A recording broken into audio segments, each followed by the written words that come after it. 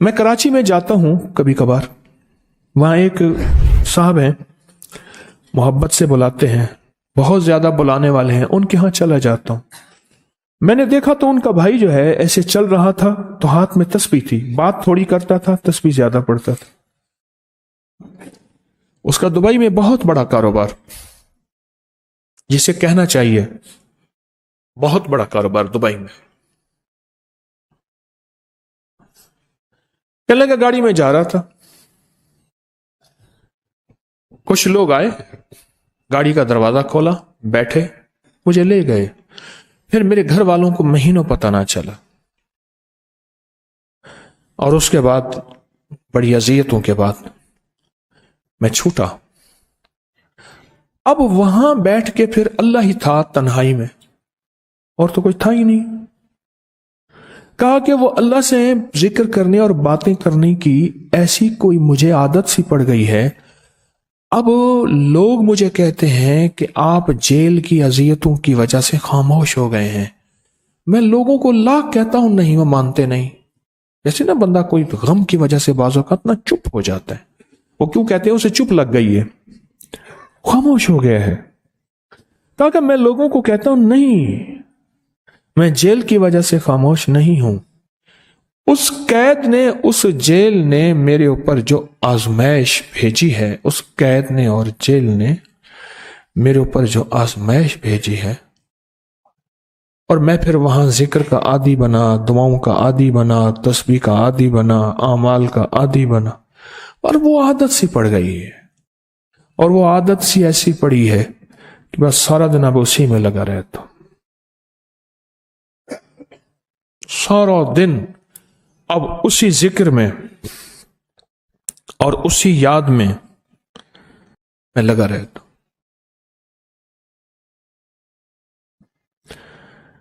کہیں ایسا نہ ہو ہم بھی اگر ذکر سے غافل ہوئے، تسبیح سے غافل ہوئے، کوئی خدا نہ خواستہ ایسی آزمائش آ جائے، اور پھر ہم ذکر اور تسبیح اور اعمال کے عادی بن جائیں، اللہ سے عافیت مانگے۔ اور اگر ہماری زبانوں پہ تسبیح ذکر آ گیا ہے عافیت کے دنوں میں، تو سمجھ لیں یہ اس کی عطا ہے، یہ اس کی نعمت ہے، یہ اس کی کریمی ہے، یہ اس کا فضل ہے۔ اس نے بہت بڑی آزمائش سے پہلے ہمارے اوپر اتنا کرم کر دیا، اس کا بہت بڑا کرم ہے۔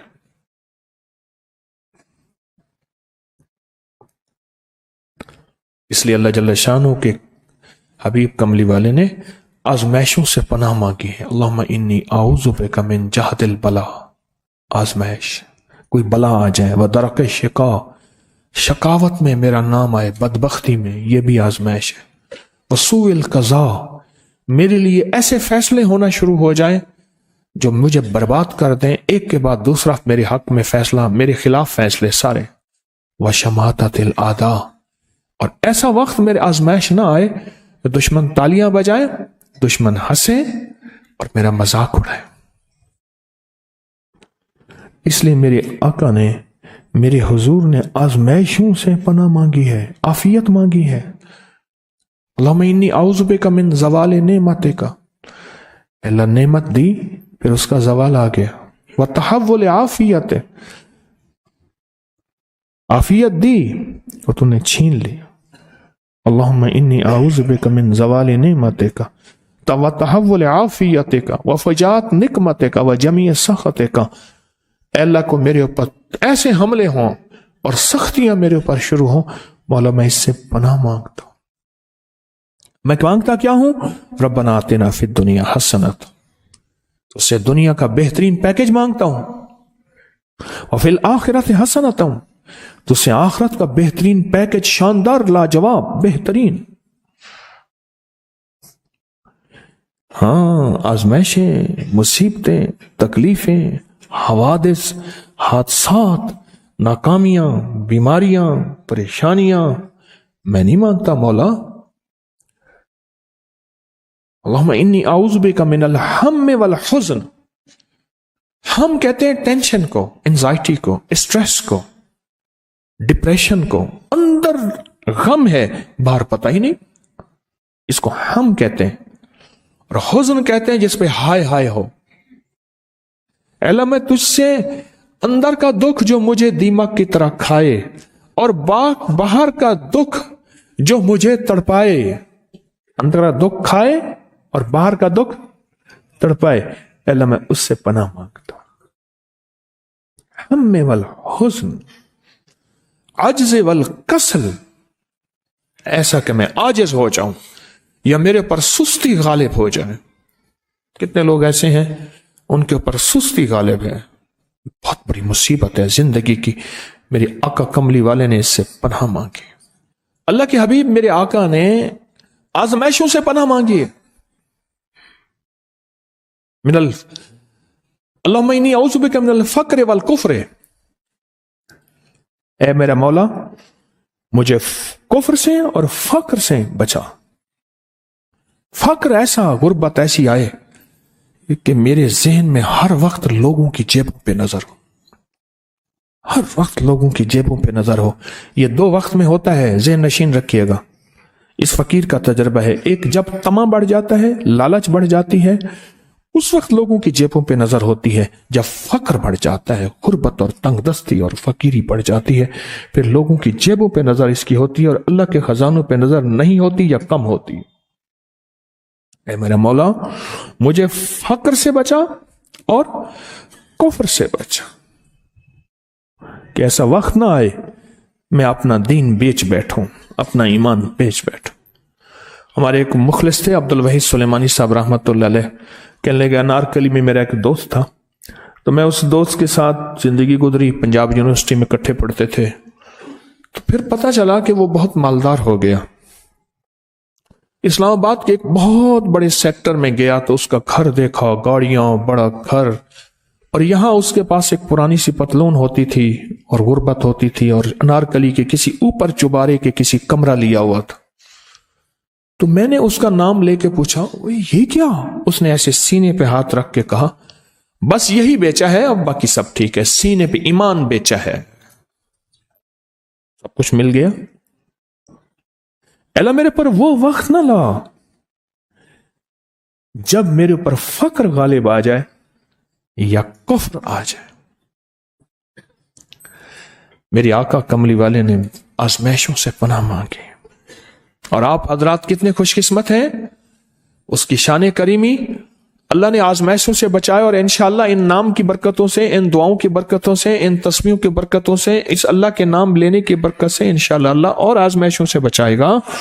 اللہ نے بغیر آزمائشوں کے ہمیں اپنا نام دے دیا، اپنے نام کی تسبیح دے دی، اپنا ذکر دے دیا، اپنی یادیں دے دی۔ کسی جگہ منہ سے اللہ نکل جاتا ہے، کہیں رحمان نکل جاتا ہے، کہیں بسم اللہ نکل جاتا ہے۔ ابو عبداللہ مغربی فرماتے ہیں میں نے رسول اللہ صلی اللہ علیہ وسلم کو خواب میں دیکھا، عرض کیا مجھے اللہ سے ایک حاجت ہے، کس وسیلے سے دعا مانگوں؟ عرض کیا مجھے اللہ سے ایک حاجت ہے، کس وسیلے سے دعا مانگوں؟ کوئی عمل بتا دیں، کوئی وسیلہ بتا دیں آقا۔ میں نے حضور سے خواب میں سوال کیا تو آپ نے ارشاد فرمایا جس کو بھی اللہ سے کوئی حاجت ہو اسے چاہیے وہ سجدے کرے، یعنی 2 رکعت ادا کرے اور سجدے کی ہر رکعت میں 40 مرتبہ آیت کریمہ پڑھے، جو میں عمل میں بتایا کرتا ہوں، لا الہ الا انت سبحانک انی کنت من الظالمین۔ جب بھی کوئی مشکل ہو، الجھن ہو، پریشانی ہو، کوئی تکلیف ہو، کوئی مسئلہ ہو، تو میرے حضور نے فرمایا کہ تو ایسا کر، تو کیا کر، تو نفل پڑھ، ہر رکعت میں سبحان ربی الاعلیٰ کے بعد 40 مرتبہ آیت کریمہ پڑھ، اور پڑھ ایسے ڈوب ڈوب کے، مانگ مانگ کے، گڑ گڑا کے، بھیکاری محتاج سائل اور منگتا بن کے پڑھ، اور حدیث میں آیا کہ کوئی مصیبت زدہ اس کو نہیں پڑھتا جس کی مصیبت دور نہیں ہوتی۔ آیت کریمہ کو فرمایا کوئی مصیبت زدہ اگر پڑھ لے اس کی مصیبت دور ہوتی ہے۔ اور ایک اور حدیث میں ہے کہ کبھی ایسا نہیں ہوا کہ کسی مسلمان آدمی نے کسی چیز کے لیے اسے پڑھا ہو اور اس کی دعا قبول نہ ہوئی ہو، اور اس کو ترمذی اور نسائی نے روایت کیا ہے۔